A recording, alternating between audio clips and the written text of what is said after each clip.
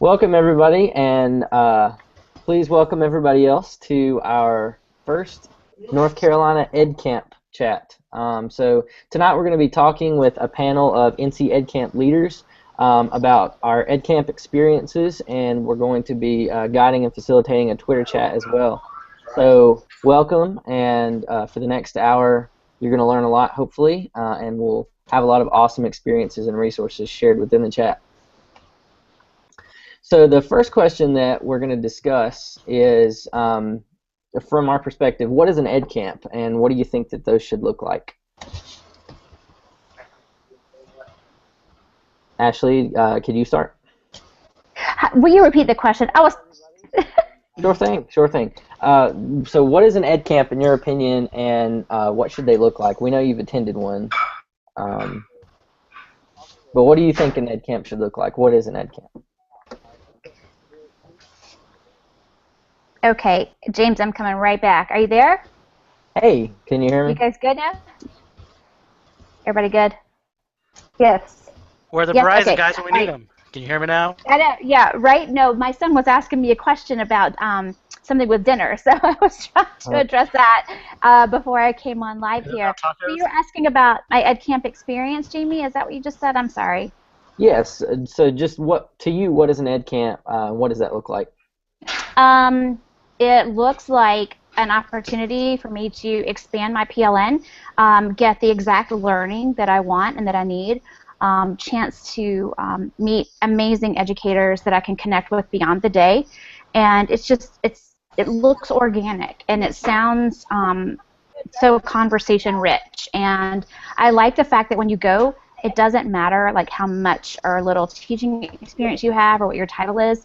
People just come together around common themes, and it's not like these pre-made presentations. It's all just people just chipping in to make sure that great learning happens. So it's just this amazing way to kind of show what you know and share that out safely, and then also, like I said, really glean a lot from your colleagues.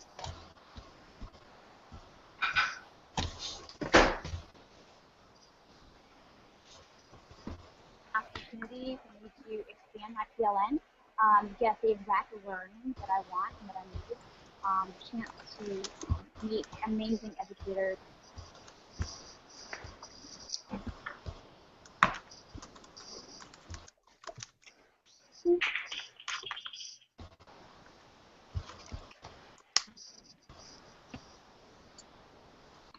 That I can connect with beyond the day, and it looks organic.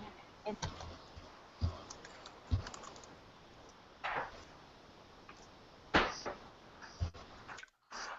I think Jamie might be having technical difficulties. He just popped out, and yeah, I think there was a delay somewhere, Ashley, because you finished for me like a minute ago, but then I heard you through someone else. So we are just a panel of folks who, from across the state, have either participated in Edcamps or have organized and facilitated the Edcamp experience, and we're just excited to talk about Edcamp. So Melissa is sending out some questions. Make sure that you're on Twitter. If you're watching live, you can watch and listen, but also make sure you're on Twitter right now using the NCED hashtag. Melissa just sent out the first question, which Ashley was just discussing. So just a general chat opening question. What is an Edcamp? Have you attended one? What should they look like? Someone else in the chat want to share, what is an Edcamp? What does Edcamp look like? Kind of show what you know, and share that out safely, and also, like I said, really doing a lot from the topic. Is this where anyone just speaks up now? I think so. Okay. Edcamp is a freedom of expression for anybody who wants to speak their mind. I think I have a little bit different because I think there should be more activities in an Edcamp. I think we talk way too much, and we don't do enough, and so, but I see it as a place where everybody comes together, can talk, have an equal voice, and it's more directed on what is really important, where you go to a standard conference and it is so mind-numbingly boring because it is on something that you don't really want to hear, but it kind of is important. And that's where the difference is. I hate going to regular conferences now because of Edcamps. I will say that it is hard to go to a traditional conference after experiencing Edcamp because we're used to the traditional conference thing where you go and sit and somebody else tells you what is important and what you're supposed to be learning. And then when you have that Edcamp experience, you get to make it be what you want it to be. And yeah, it's hard to go back from that. Jamie, I was going to say that too. That it is hard to go from one to the other. You go to a conference and it is so mind. Whoa, we got a real bad drag somewhere. Yeah, I think we got it taken care of here. All right. Wow. Who invited that guy? It's hard to go to a traditional conference after experiencing Edcamp because you're used to.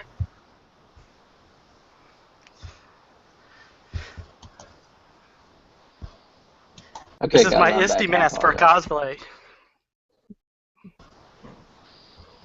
I think what Edcamps look like is so to answer that part of the question about what Edcamp looks like the best part of traditional conferences. So for me now, my favorite part of traditional conferences is the not conference part.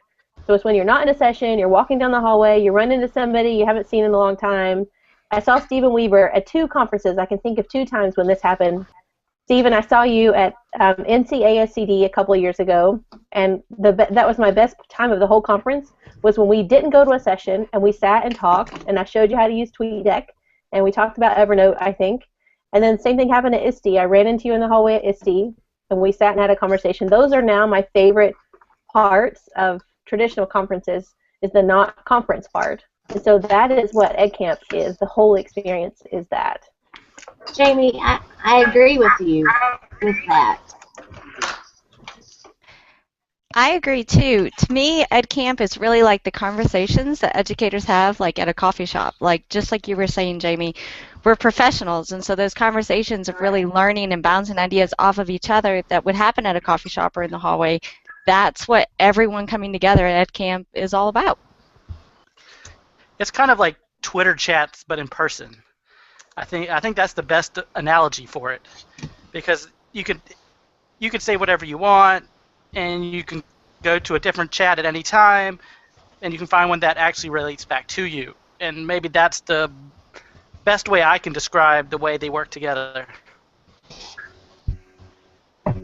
My favorite part about the Edcamp experience is everybody leaves their hat at the door. You can have a superintendent, or you can have a tweeter that has 95,000 followers, and when they walk in, everybody's equal. So you sit in a room with a first-year teacher and a superintendent, and you're going to get ideas from each person. And it's not like that at every conference. At some conferences, you know, you have three badges or 3 long stick ribbons, like the rooster at the state fair. That kind of shows who you are, and you can kind of strut around the conference in your $500 suit and your ribbons hanging down to your feet, and that shows who you are, versus everybody walking in and being a professional educator. Everybody's in it for the same reason. Edcamp really brings to life the best in education, and I wish more professionals could be a part of it, because I think a lot of people think it's not really professional development. Stephen, I agree with you. Development. The hierarchy is gone, and also there's a freedom to express yourself and to not have to disagree with respect.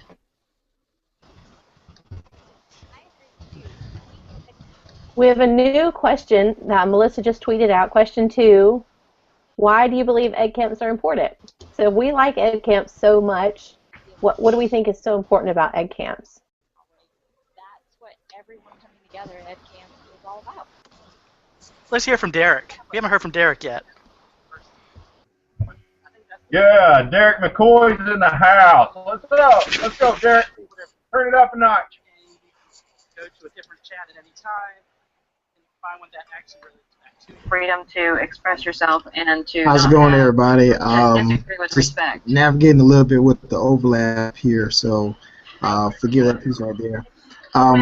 Glad to be here. Melissa just tweeted out question 2. Hey, Stephen. Why do you believe Edcamps how's are everybody important? doing tonight? So we like Edcamps I think Edcamps are critical to the future of professional development, professional learning, and we're going to really make a difference in classrooms and difference in school practices. we're going to have to embrace movements and practices like Edcamp. They're just a huge difference. That informal piece, I don't think we put enough value in the informal education and informal opportunities out there to learn and grow. And great to be here. And some of those subjects get formal pretty fast. And so Edcamp really just breaks down that formalness, like Derek was saying.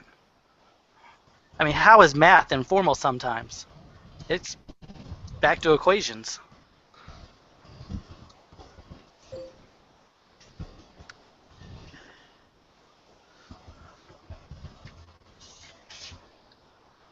Oh, I don't have my sock puppet.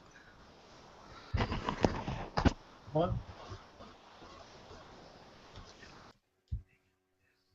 Who's up One next? thing I was going to say about Edcamp versus a traditional conference is we were in charge of the Edcamp Elon. Melissa and I were there, and a lot of other people were there helping get that one off the ground.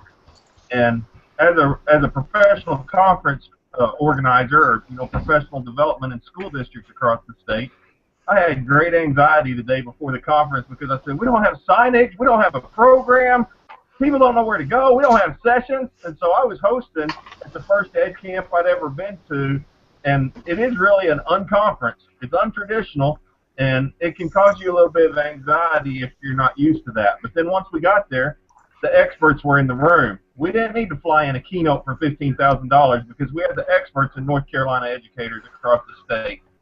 And that's what we're going to have this weekend at Edcamp QC.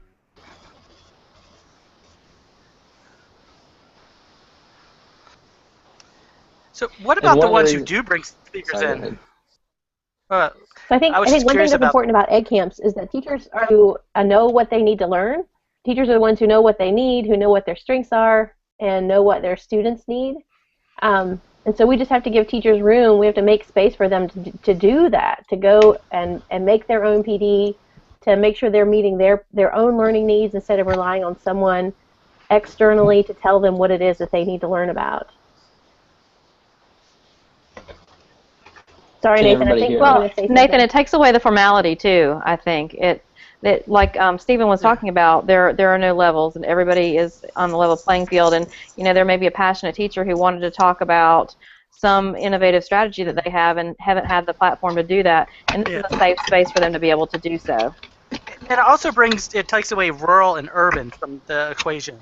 I mean, there's a lot of times where, like, money schools will do something where a rural person has found a real innovative, inexpensive way to do it, but their voice is usually quieter in the standard conference room, where the Edcamp, the rural person has the same ability to express. And even in the low income Title I school, they still have that same voice. And so some of these low dollar schools can still have that voice as well.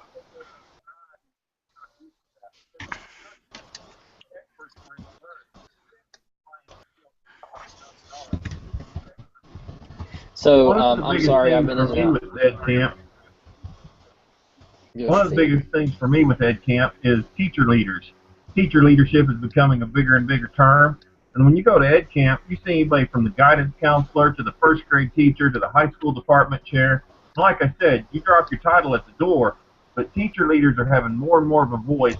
And they're telling the principals and central office staff, this is the type of professional development we want. So what I hope is that this type of PD starts to lead into summer institutes and faculty meetings where the people in the audience have a voice and a choice in the PD that is developed, rather than having to wait and sit and get for a bunch of state and local mandates. You can do that by email.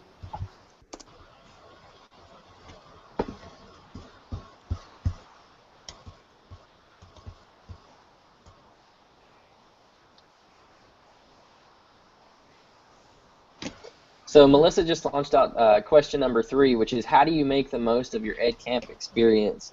And I think that really the rule of 2 feet comes into play here. So for those of you who don't know what the rule of 2 feet is, the rule of 2 feet is just basically that if you feel like the session that you're sitting in is not meeting the needs that you have in that moment, you're completely open to get up without worrying about hurting the speaker's feelings or anything like that. Get up and find another session that is going to benefit you and is going to have something that you can take back with you. Stephen just talked about teacher leadership. Think about how many, when we have traditional professional development, like, we have a district-wide staff development day, teachers absolutely sit and get. We might have a teacher here or there that will lead the session, but at an ed camp, we allow and we empower every person in the room to have a part to speak, a part to lead. There's a whiteboard in the room. Anybody just grab a marker and go to it. There's open floor. Everybody can ask a question and everybody can answer a question. That teacher leadership is an obvious empowerment piece that we're missing in our traditional professional development structure. We need to get back to the informal, powerful piece of the Edcamp model. Teachers absolutely get.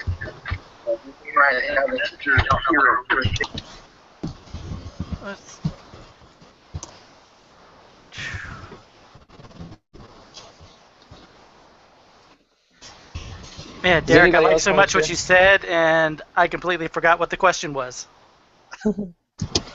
The question was, how do you make the most of your Edcamp experience?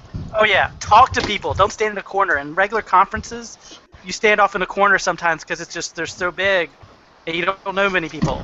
Talk to people. Sit at a table that you don't know somebody at. Plop down in the middle of a group of people and just be there. And I really believe you get out of it what you put into it. Take charge of your learning. Just like I tell my 4th graders every day, they're in charge of their learning. Well, at Ed Camp, you're in charge of your learning. It's what you put into it. I would also just encourage folks to step out of your comfort zone a little bit. If you're typically not a conference presenter, you don't normally go to a conference and stand up with a presentation and present, but you're in a session where you have some expertise or some experience, speak up, go up to the board and take notes like Melissa Edwards did at Edcamp NC. Go be the scribe for the group, or take some opportunity to step up and be a leader. Yeah, get out of your comfort zone a little bit. It's fun. Being in the room with folks have like minds with you also helps. Being able to make connections with folks that you've never met before. Maybe you've seen them on Twitter. Maybe you've wanted to talk to them. There's a like mind there. That's one of the best things when the 2 feet stay too.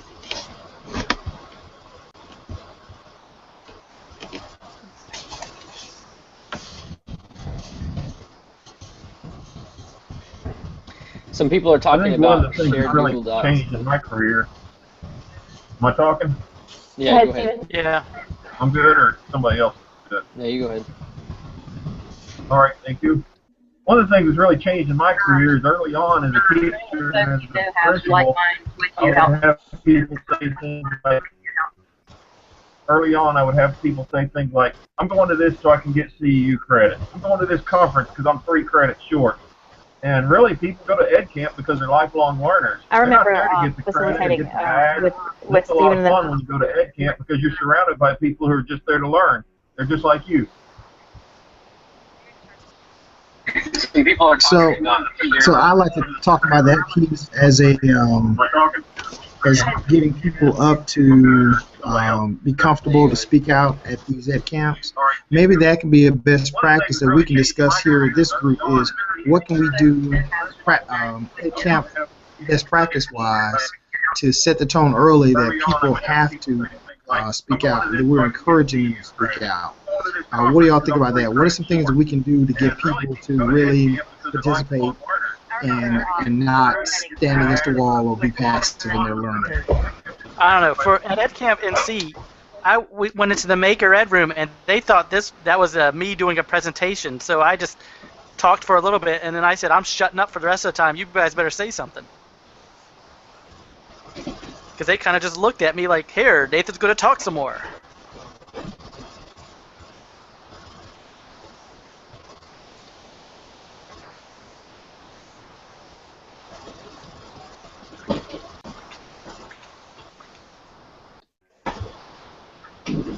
Melissa Edwards is the Edcamp whisperer. Where'd she go? Melissa's managing the Twitter side of things right now.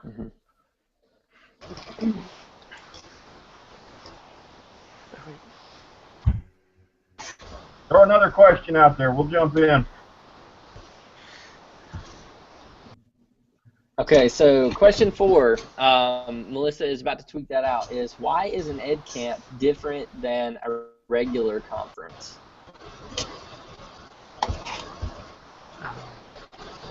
Better targeted focus on real subjects instead of something that they did 6 months ago when they applied for it.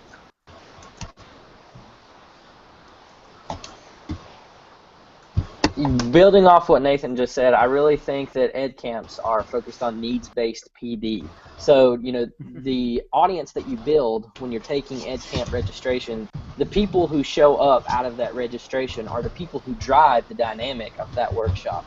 So, like with ed camp WNC, we had obviously not everybody who registered show up, but we had a very large, very awesome crowd. And the sessions that came out, the process of creating. Derek, one of the things that Stephen Weaver and I were talking about this week, we were talking about how we need to get districts to embrace that Edcamp is for real and it is learning in a new way and new style, and to find out that, you know, it may cost a couple $100s to, if someone wants to travel and be there overnight, but learning to and helping folks, the leadership, to grow and to embrace this type of learning as well is a big step we can take to help brace that comfort and to breach that comfort zone and to draw those folks in here.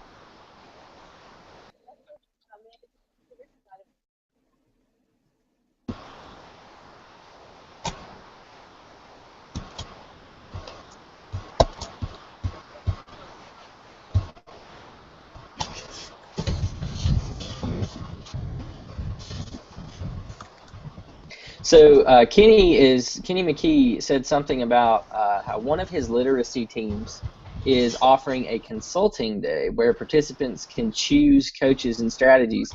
I would be interested to see what that would look like for the people who are participating as well as for the coaches, because it sounds like what the coaches are going to be doing is pretty spontaneous. I just think that that's so powerful in changing mindsets and changing our practices and what we think about learning. You know, so many of us hold on to that formal aspect and see it as a reality that learning has to look like this. And Edcamp's changed that. I mean, Edcamp's challenged that. It's going to take a lot to move a district to that level. And it starts with that leadership at the top level. You know, we got some great superintendents out there who are embracing that. But then when you see the resistance, you understand that it's not just a superintendent who blocks. It is a history in the school system that blocks. So there's a lot of work involved in that. But it all begins with involving and bringing in those district leaders so that they can see the value in it. And they see the value in it, they're promoting.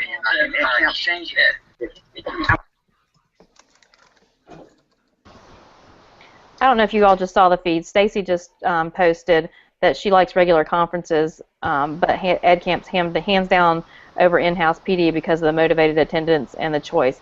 Absolutely love, love, love, Stacy. I totally agree, and there's just not the same level of motivation at all at a regular conference.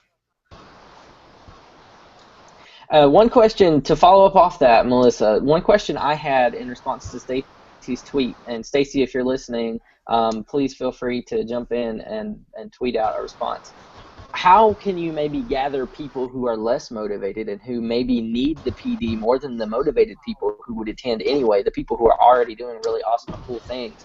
How would you motivate them to come to something like an ed camp so that they can benefit from that experience?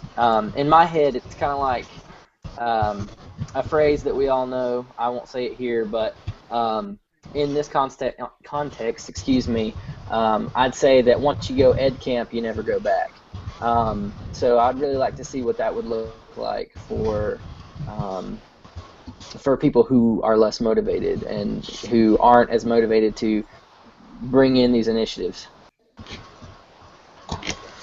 I also think maybe we need to start like a van service that just goes around the schools and brings them to these ed camps. You know, I think the biggest hindrance is, oh, I got to drive there. No, if you got in a party van and you got going, you know, we could bring those people who need to be there.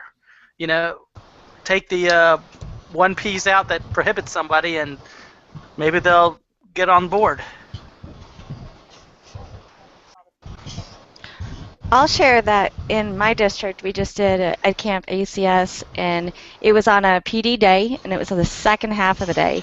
So all the teachers who were a part of Edcamp actually signed up to participate. So all teachers in my district were doing PD that day, but they got to choose if they wanted a traditional one in the afternoon or an Edcamp. So it was a wonderful experience, and I felt like it was kind of a mix of exactly what we're talking about right now. Teachers who are willing to drive as far as they need to join an ed camp, and then teachers who really need that conversation and those strong PDs. It was a really good mix and a different type of ed camp than I've experienced before, but it turned out really awesome and it worked really well. But isn't that what we've been saying all along, that, hey, our PD should be more ed camp style? Mm-hmm. And that, I mean, I think this is the start of something, and maybe they get the bug of, once they go to one, to say, hey, this is the way our PD should be at schools. You know, I think there's just that small little hook that an ed camp provides that brings everything home. I think that's the answer. I think that's part of the answer to the motivation question. How do we get those unmotivated people to ed camp? I think first we can bring ed camp to them. You know, like Kenny's describing how he's doing some ed camp PD in his district. There are a lot of districts who are trying to bring the ed camp model to their own schools or districts. Don Lorsey just mentioned, you know, turn your staff meeting into an ed camp. Maybe if we can first bring the model home to the folks that we work with, and they can experience it on site there, then they're going to get the benefit of it. They'll see the value, and then the next time there's an ed camp nearby, you know, say, hey, there's an ed camp. Remember that awesome PD day we had? Come with me.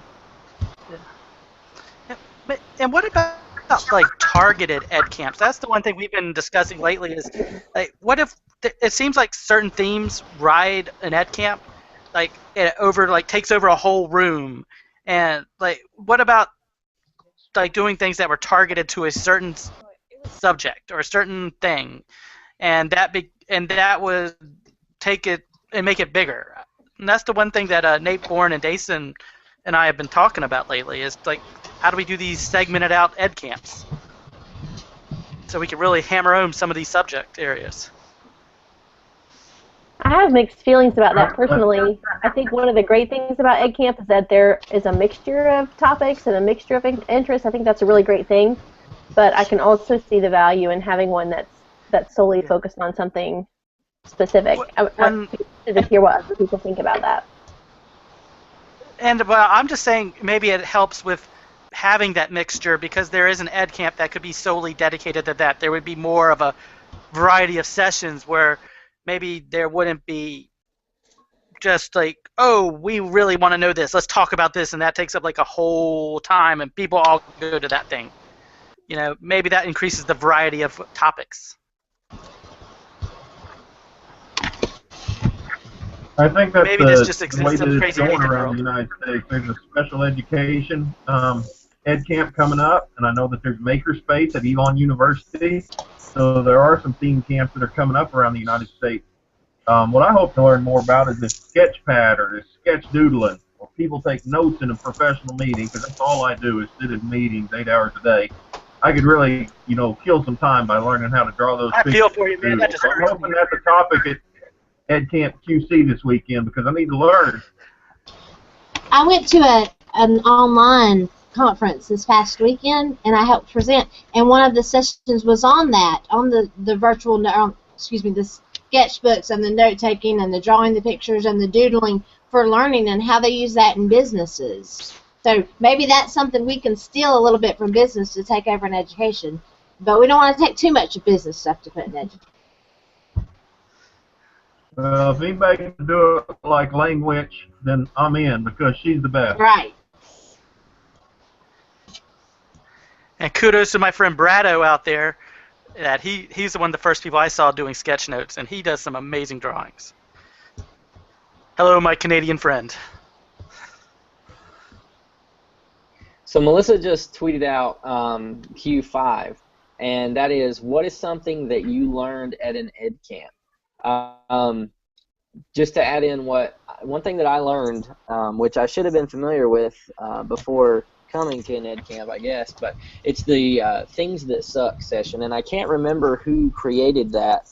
I know that Jamie knows, but the things that suck session is just basically where people come together and compile a list of things that just suck in education, things about practice, things about theory, things about ed policy, and they take that list and go one by one through strategies of ways to fix it, to combat world suck, to take a line from the Vlogbrothers. So I think that was probably one of the most poignant and dynamic parts of Edcamp WNC for me, because I really got to see problem solving happen, and it was data driven. There were so many perspectives in that room, and no one was afraid to say what was on their mind. We had some comic relief, but we also got down to the nitty gritty and talked about some serious issues that maybe we would be too worried about talking about in traditional sessions. I mean, there's always the thing that scares a lot of us, which is being open enough to talk about in the workplace things that may be a little bit controversial. Because everybody's worried about making sure that they don't lose their job. Nobody wants to bring politics into the workplace, even though politics is a huge part.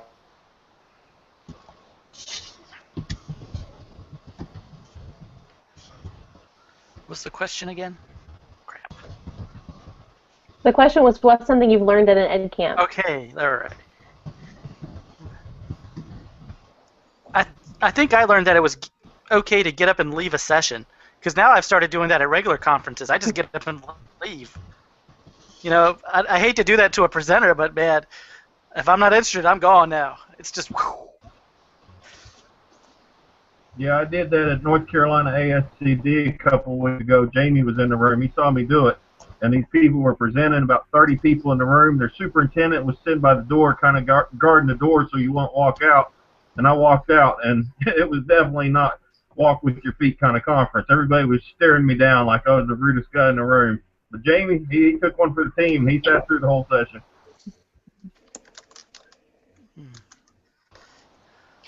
Jamie and I had a tweet up at NCSCD, and 6 people showed up. That's how many people tweeted a traditional conference. That's so sad.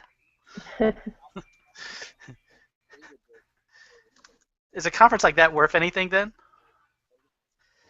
Nathan, it couldn't have been as good as the tweet I up. get a lot out of these kind of conferences myself, but I don't think the generation younger than me does. I'm kind of in the middle here, where I like keynote speeches by a Grant Wiggins or a big-name speaker. I would love to see Nathan give a speech. I watched Tim Mediski last year, so I have seen him give a speech. And I like keynote speakers if they're worth your time and money. But I don't like sit and get when it's not very good, and I don't like walking around handing out business cards. I'm almost offended when I go to a conference and they ask for my card. I'm like, follow me on Twitter. Dude, I had the same thing. Somebody asked me for a business card, and I said, I don't carry cards anymore. What are you guys? I think one of the biggest things that I've learned at an ed camp is that I'm not alone. It's okay to think outside the box, and that you're not alone. Other people are thinking outside the box. Other people are willing to be creative, and it kind of energizes you to be able to go and to make a difference back in your own district. I think more importantly for me, more importantly than the things I've learned, are the people I've connected with at ed camps. So I've connected with some really amazing people at ed camps. Some people that I already knew and got to see them in person, when I don't get to see them on a regular basis.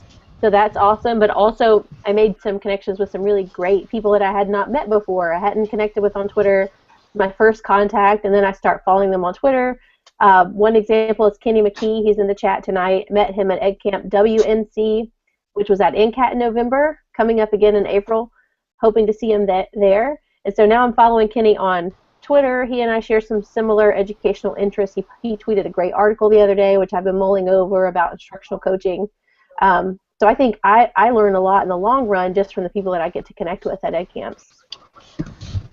I agree with you, Jamie. In my line I of look work, even just I'm a at our panel K-12. here and think, oh, I haven't talked to them in a while, or I haven't talked to her yet, and I can't wait to meet her, because the ideas are they all mill around different topics, but we all come together. Yeah, I know, I agree completely with that.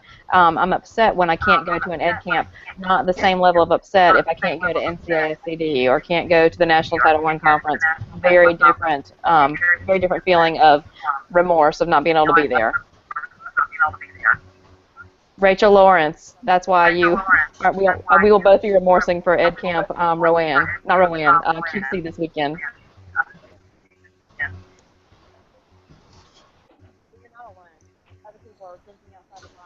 I'm a K-12 curriculum director, and that's my role is K-12, and it's kind of a challenge to try to know everything about math, everything about makerspace, everything about EdCamp, everything about science, everything about STEM or STEAM. So what I get out of EdCamps is I get someone from every area, someone who's a literacy coach, someone who is in charge of media specialist, someone who's a principal, someone who's a first-year teacher, and I get their enthusiasm and their passion. The Google Doc, after I leave, gives me their ideas and resources, and then Twitter allows me to stay connected with them. So I think it's a little bit about helping people become connected educators if they weren't connected when they got there. That's why we need to get more people to EdCamps, so then they can be a connected educator. But being a connected educator means that I have all these resources and access to all these experts, not in North Carolina, but also around the world. So when you can tap into those experts, you can better help a math teacher or a science teacher, because it's not you trying to do all the work. You've got a lot of experts around the world giving you resources and telling you how they've been doing something for 10 or 15 years. So I absolutely love EdCamp. I'm going to EdCamp QC, I'm going to EdCamp RSS, and I'm going to EdCamp Maker, and I hope I see you there. And you better be going to EdCamp WNC. I was about to say. I've been there. We're doing it again, April 18th.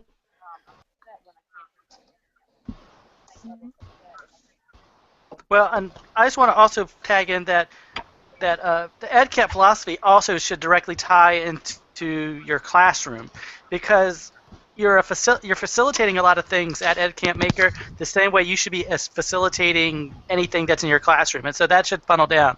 Because this year I actually stumbled back into teaching a class, so that's what our class is if you look at it, looks like an EdCamp where chaos is supreme, and that's where I see like EdCamps coming back in, because this should filter back, and this is how your classroom should be. There should be just lots of projects, lots of groups everywhere, and just mad chaos of building and constructing and then discussing what the heck is going on and trying things out. And so that's why EdCamp on a top level is important, but it's also important down on the lower level, because it's a great way to facilitate what should be in your class, because experts don't exist and everybody is a knowledge base for some little piece. And that's a great lead-in to the next question. Psychic. Yeah, you are. I'll go ahead and read it. How can you, or will you, bring EdCamps to your school or district? What are the potential benefits?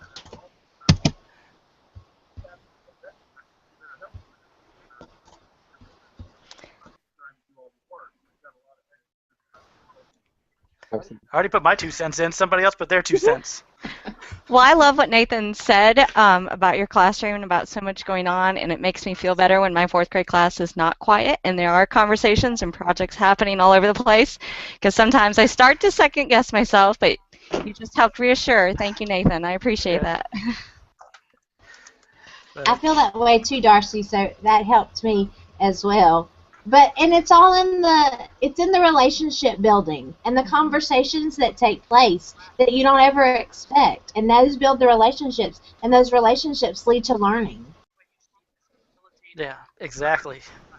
I don't think you can change learning. I don't think you can change teaching, and I don't think you can change our viewpoints and our philosophies until you change trainings, learnings, and professional development.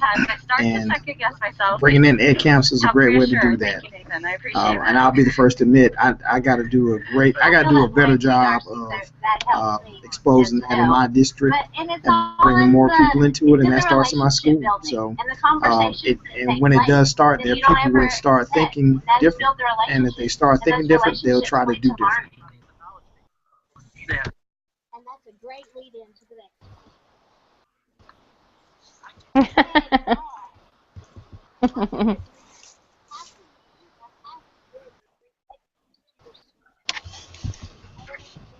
I would ask everyone who's watching tonight, who's in your inner circle? The people on this panel on my screen right now are all in my inner circle, whether that's on Boxer or Twitter or having a phone conversation or Google Hangout. So who's in your inner circle? These are the people you go to when you have questions about education or you have a hard day as a principal. These are the people that inspire you and challenge you to do more and to become a better educator. So these are the people who are in your inner circle. And I would ask you, who's in your inner circle? Some people call it a PLN. Stephen and I send smoke signals to each other.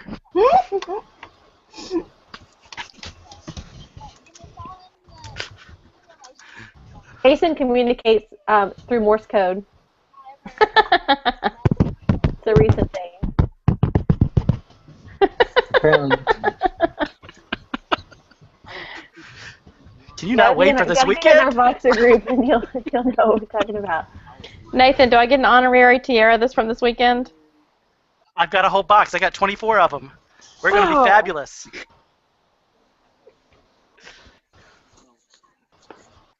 I have to figure out how we're doing like a walkway and some I have to teach from, 2 to 6. I'll leave one with Ashley.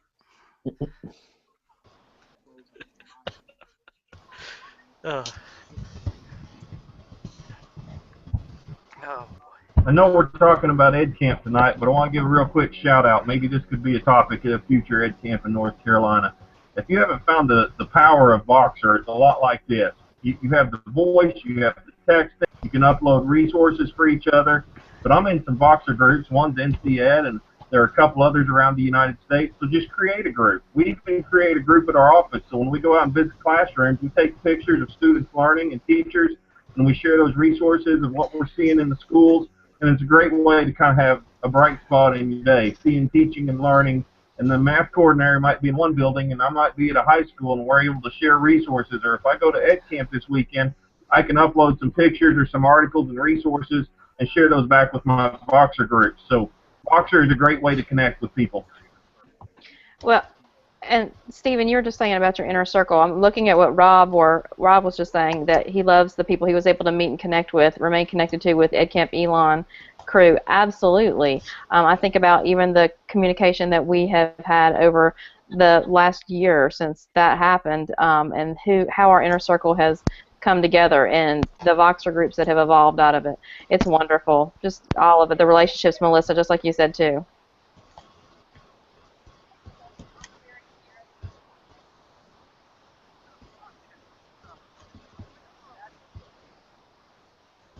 Are we ready for the last question?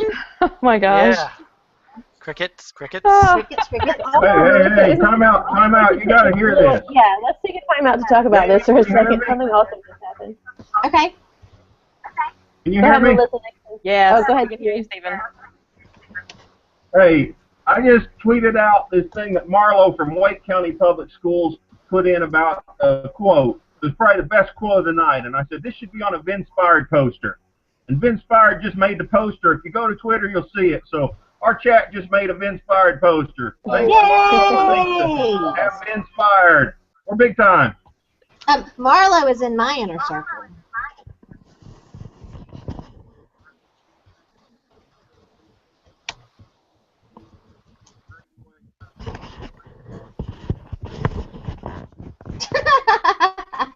I can't find the link or the tweet. Yeah, I'm going to retweet it and use the hashtag. It doesn't have NCED with it, that's why. Okay, cool. Someone get Marlo on the I'd say too that Voxer takes it to the next level of personal. It's it really does. We can have a conversation on Twitter, but going in and digging deeper with Voxer, again, to people across the nation. Question 7 just went out, and I think what just happened was kind of an answer to our question as well, how we can bring things together from Edcamps or from conversations like this to combat the things that suck in education, which was talked about earlier tonight. I prefer things that rock, I guess, than sucks. Things that suck always has a bad connotation. I always avoid that session like the plague, man. I know some of you love that thing, but darn, I hate that thing. I want to be like, yes, this rocks, that rocks, this rocks. Well, the thing about things that suck session is part of it is talking about things that suck, but the focus is on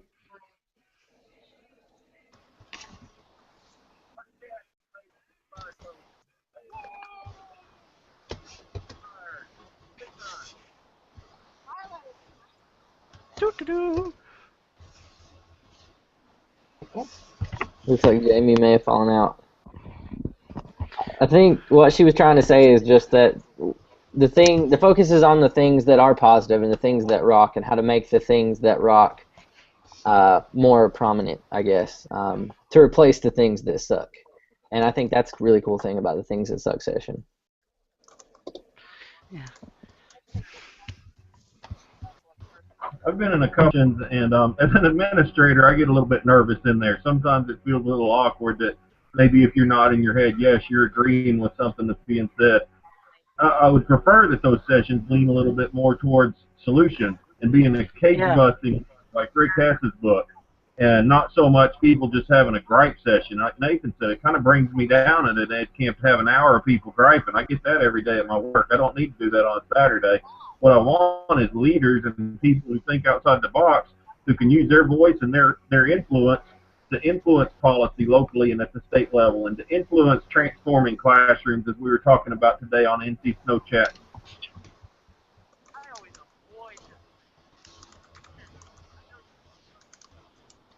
A cool thing about Edcamp too is, and I know we've all already touched on this, but a really cool thing about it is that it really proves the 6 degrees of separation. And I think the Vinspired event that took place with Marlowe's quote is also proof that that's true.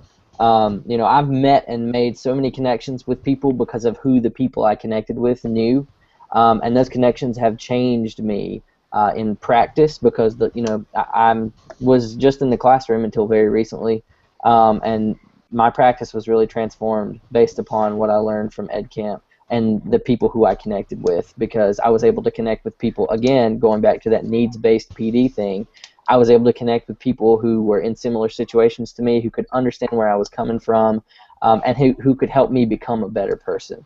And so that's bled through in all aspects of my practice, and I take that understanding now into my coaching role to try to help make a difference in my context. So it's all about connecting.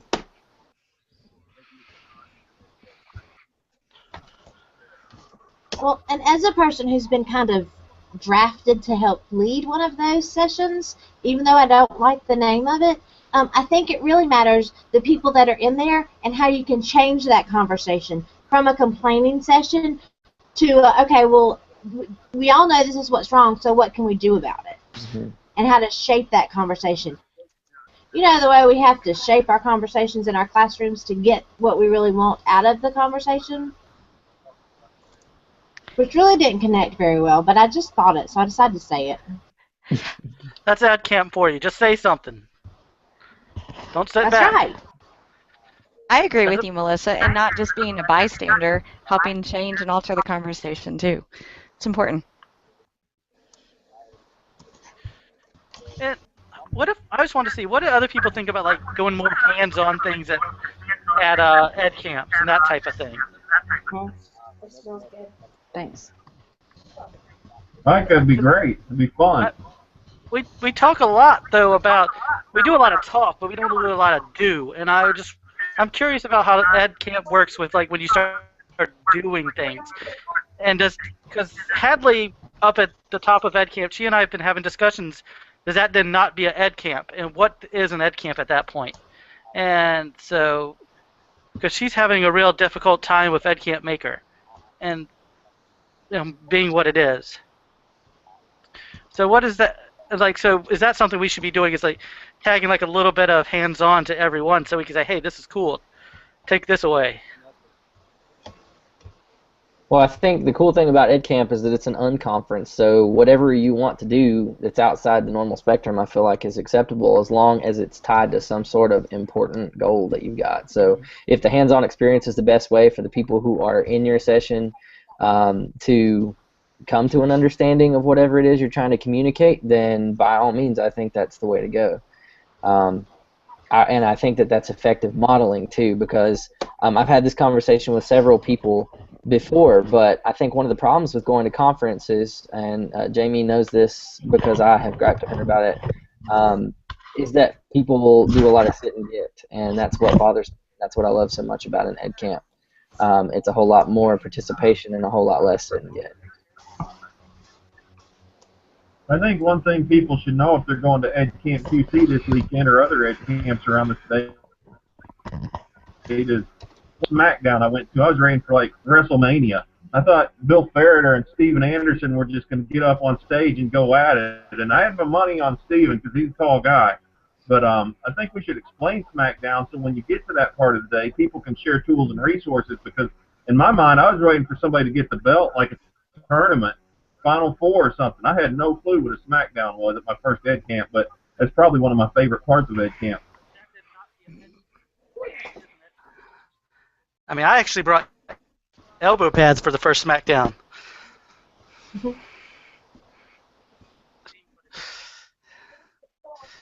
Going off the top rope.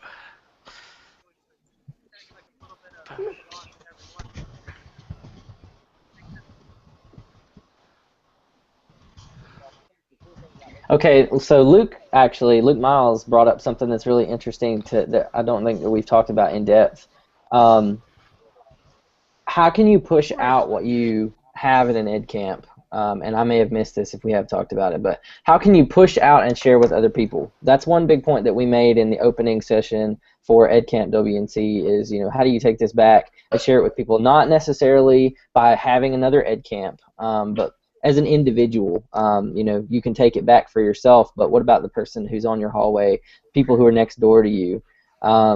How do you bring that back and help them as well and make it such that it's well received? Should we stream Edcamp and record YouTube sessions? And maybe that's the way you take it back? I mean, it just seems like it's hard.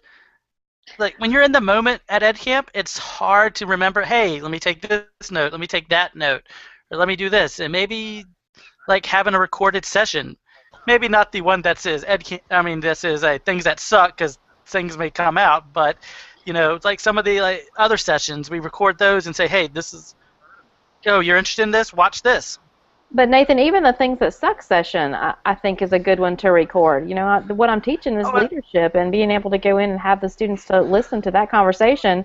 I think that's really powerful. So I was just worried about some names being dropped or something like that you wouldn't necessarily want in a recording. Loose lips sink ships, right? True. And the internet's forever. All those things we talk about. Glitter rocks. Hey, glittery unicorn chat is trending in Singapore, so just remember that. Hey, I'm all in. There we go. Glitter's made the. Oh, I saw where somebody on Twitter says, but Edcamps are designed to take back what you learn. It's part of their responsibility. How do you get everybody to feel like that's their responsibility? I don't know. Personally, you take something back. I don't know. But when you're saying, hey, how do I disseminate that to somebody else, I think that's when it gets hard. Because, you're either internalizing something that you already do and you're getting confidence in yourself, or you say, oh, I'm going to try that. So maybe it's not something you have tried yet, so you can't really explain it to somebody. Even if you don't take back nuggets of information or specific teaching strategies, you can take back the passion and the excitement and the energy you get from an Edcamp. Is one of the best things about Edcamp. It re-energizes you as an educator. So take that passion back and help re-energize the people that are around you in your schools. It's the feeling from those sessions, I think, that gets people enthusiastic and making connections. as much as what's shared in them sometimes.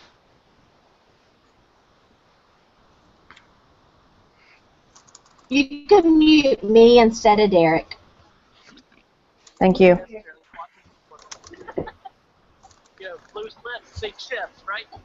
Yeah, I just heard that. That was awesome. That's forever. All those things we talk about. I like being able to hear myself. Remember that. Hey, I'm all in. Okay, so Lisa said just atmosphere makes it makes things happen that wouldn't necessarily come through in a video. So I guess we're hitting at something really big here when we're saying that atmosphere has a huge part of makes a huge part of the Edcamp experience. But why is atmosphere so vital? You know, let's talk about what we're doing right now. Through the span of time and space, we're coming together in this Google Hangout to talk, and we're simulating an Edcamp environment in a virtual Hangout, and we're having these conversations that aren't necessarily as structured as traditional conversations in a workplace, but we're still having a lot of good ideas and good conversations coming out of it. James, I agree with you. I am sitting here thinking I cannot walk away from this right now, even though I am on sensory overload, because the folks who are on the panel, I don't know if anybody else can hear them, there's two conversations going on at once. You're trying to watch the tweet deck. It is completely overwhelming, but can't walk away from it. Absolutely can't do it, because we're here and we're together, and it just, I don't want to go anywhere. I want to hear what everybody has to say. It's a Melissa thing. It is. You guys rock. Is that personalization? I think it's that personalization piece. Not so much that it's geared towards my own learning, which it is. It's the connection, and that's the part again that you want to get from that traditional sit and get. The bond this forged in the PLN, watcher space or wherever we go. And then when we were able to come together and have the conversation and learn, as opposed to sit and get and learn, it just makes it richer. Just makes it just better, and it makes it stick. And you want to hold yourself more accountable because you have that personal stake in it, and people are wanting that personal investment. So it just adds, just makes it better. Oh, that's great. Uh-oh, I think it's time for randomize. Okay. Well, Is looks it like that time of night when we all get silly? Yes. Don't all Google Hangouts end like this, where you end up as a mushroom on the screen and you're off to the side talking? You're like, hey, what's that mushroom doing? How did you do that to yourself? Oh, it's Google Effects. Google Oh Effects. man, you have not experienced Google Effects yet? I have not experienced Google Effects. That's Jamie Fry. Okay. So everybody who's leading an or organizing an Edcamp that's coming up soon in North Carolina or close by, could you please send out the link on Twitter? Make sure that everyone who's participating in the chat tonight and is like, okay, I want to do the Edcamp thing, how can I register? If you have one coming up soon that you're a part of, be sure to send out that link so folks can get more information and sign up if they're interested. That was that's spectacular. Hey, and while I got us here, let me ask you the question. Kind of start something in the back on Vox or with the Edcamp Elon group. We missed the spring window on this one, but we definitely want to get back in the rotation and start. And next year probably a good start for us. If we can start that conversation pretty soon this year, James, and or this group, kind of put ourselves on the calendar and or develop a calendar for the 15-16 school year. I think that'd be cool. We can have that conversation soon. That'd be great. okay. And if somebody can come over Edcamp Beach, we want Edcamp Beach. Come on, folks. I'm talking to you, Jennifer Lagarde. I'm talking to you. Oh my gosh. Steven says he wants Edcamp barbecue. Yeah, Edcamp barbecue. I wonder what that We can do means. Edcamp barbecue at Edcamp Beach. Yeah, Steven, I think Jason is working on the Edcamp barbecue idea already. I don't have any Google know effects yet. for a fact you're gonna.